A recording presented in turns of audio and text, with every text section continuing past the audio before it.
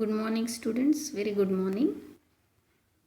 Today we are going to see the lesson number 6 tissues. In that, we have to study animal tissues. Let's see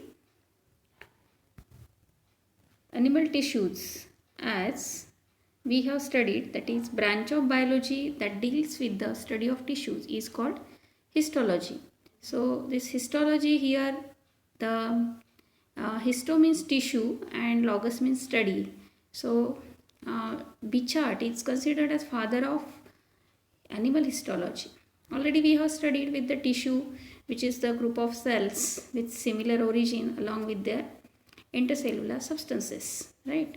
So they perform a particular function. Now, muscle cell, they contract, relax and exhibit different movements of body parts. So as oxygen is taken in the lungs and CO2 is given out, so blood carries all these exchange of gases and from one part of body to another. So blood is connective tissue. So like this different types of tissue we have to study. So on the basis of function, there are 4 types: epithelial tissue, connective tissue, muscular tissue and nervous tissue.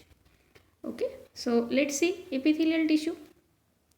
The epithelial tissue actually they covers the external surface of the body and internal free surface of many organs.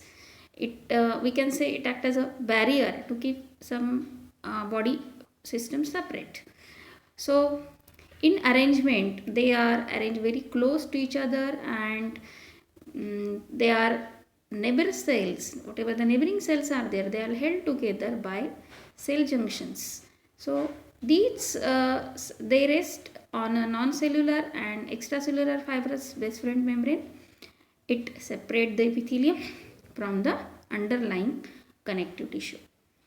Where are they present? They are present in linings of the skin, alimentary canal, blood vessels, digestive glands like the pancreas, liver, respiratory system, etc. Right? And which are protected by epithelial tissue. So here, depending on the structure and function, these epithelial tissue are classified into the following groups, that is, first simple epithelial tissue and second compound epithelial tissue. Simple is classified into 5 types, that is squamous, cuboidal, columnar, ciliated and glandular epithelium, while compound is classified into 2, that is stratified and transitional epithelium. So what are its characteristics of epithelial tissue? They form continuous sheets of closely packed cells.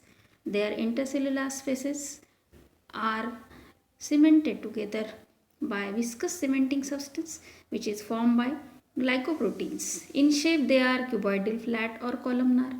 Then they rest on a non-cellular basement membrane which separate from the underlying connective tissue. Blood vessels are absent in epithelial cells. However, nerve endings may penetrate the epithelium. As they are forming the outer layer, so they are present in skin, protect from mechanical injury, entry of germs, drying up and harmful chemicals. Then epithelial linings of intestine absorb digested food. In kidneys, in nephrons, they are helpful in excretion of nitrogenous waste. In respiratory passage and genital duct, they help in conducting mucus and other substances. Even the linings of seminiferous tubules and ovaries, they also produce spermatozoa and ova. And in alveoli, in terms of exchange of gases, that is oxygen and carbon dioxide, they are very important. Apart from that, they transfer the impulses to the central nervous system in the form of sensations. It forms the linings of mouth, alimentary canal as well as other internal organs and protect them. Then epithelial tissue being permeable in nature, they helps in regulating exchange of material between different body parts and external environment. Okay, so these were the all characteristics as well as the functions. So actually there are the 3 cell junctions. First is tight junction, second is adhering junctions and third is gap junction. So tight junction helps to stop substances from leaking across a tissue. Adhering junction cement the neighboring cells together and gap junction facilitate the communication among cells by connecting the neighboring cells. Okay, now let's start these types of epithelial cells. First is simple epithelium. In that, already know simple epithelium consists of single layer of cells. So it is having the basement membrane and generally found in secretory and absorptive surface. So transportation of substances takes place as it is permeable. So there are these 5 main types: squamous, cuboidal, columnar, ciliated and glandular.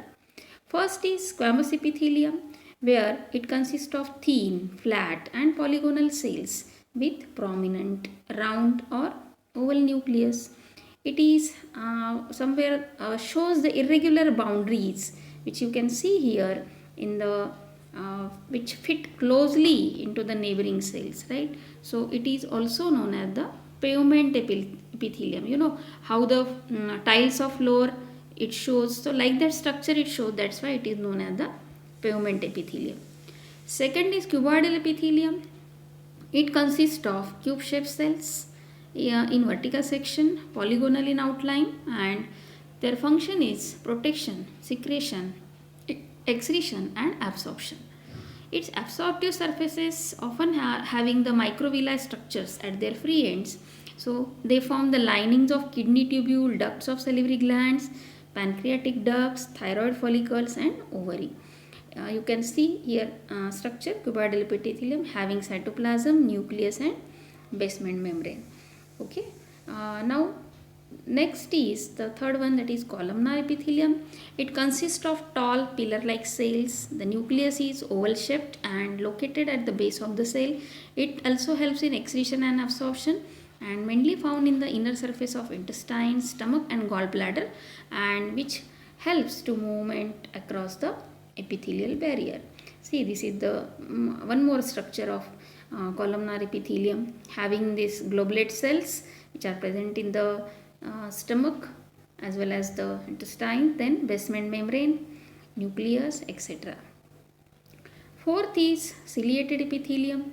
It consists of columnar or columnar or cubical epithelial cells, right?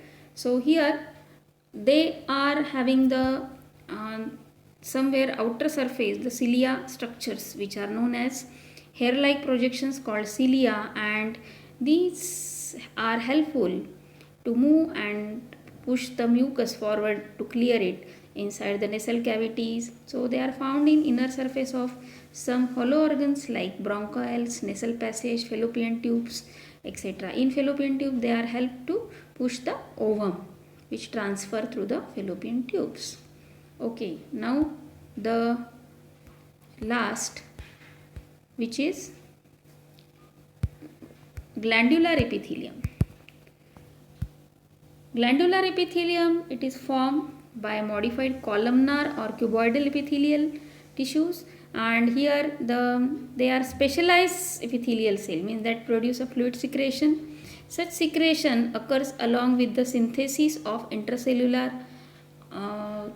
whatever macromolecules are present, like proteins in pancreas, lipid in adrenal glands, and protein and carbohydrate in salivary glands. So depending on their mode of pouring and secretion, so they are of two types: exocrine glands and endocrine glands. These exocrine glands are duct glands. As you know, they show transport of this secretion to the respective sites of action like gastric gland, tear gland, salivary gland, etc.